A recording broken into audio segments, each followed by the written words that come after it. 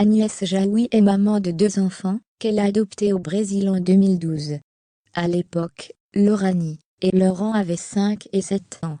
Mais les voilà déjà adultes. Elle a pris un long moment pour se recueillir, endeuillée par la mort de Jean-Pierre Bacri, mais il est temps de reprendre du service. Tête d'affiche de Compagnon, le dernier film de François Fevra, Agnès Jaoui assure la promotion du long-métrage, et a accepté de prendre la pause pour le magazine Causette en cette occasion. La jolie surprise, c'est que la comédienne l'a fait en compagnie de sa fille Loranie, que l'on ne voit qu'à de rares occasions. La jeune fille, âgée de 19 ans, a l'air plus épanouie que jamais, dans les bras de sa maman. Le temps file, et la voilà déjà si grande. L'adoption est long parcours au cours duquel on doit faire plusieurs deuils. Il aura fallu de longs mois de patience, pour Agnès Jaoui, avant de devenir mère.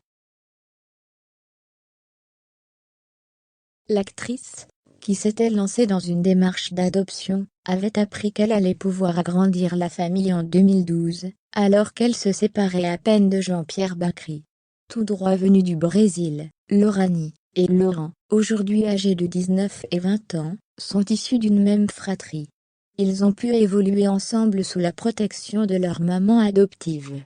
L'adoption est long parcours au cours duquel on doit faire plusieurs deuils, avoue-t-elle cette même année dans les colonnes de Paris Match.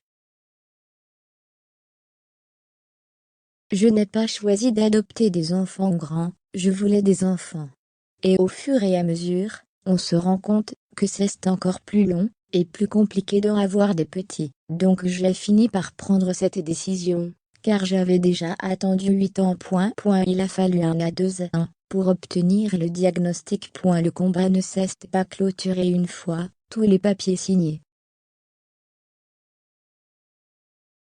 Malgré le bonheur intense qu'Agnès Jaoui a pu ressentir en accueillant Loranie et Laurent, elle a dû se frotter à un autre type de problème. Le handicap dont ces 2 enfants souffrent, eux qui ont été diagnostiqués multidis, ils souffrent de plusieurs troubles cognitifs spécifiques.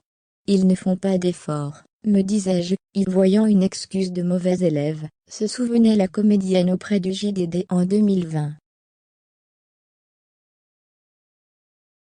En réalité, le cerveau des 10 fonctionne différemment.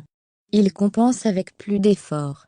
Il a fallu 1 à 2 ans pour obtenir le diagnostic, en multipliant les démarches auprès de profs souvent aussi peu informés que moi, avec un orthophoniste. Malgré des progrès, cela reste un parcours du combattant.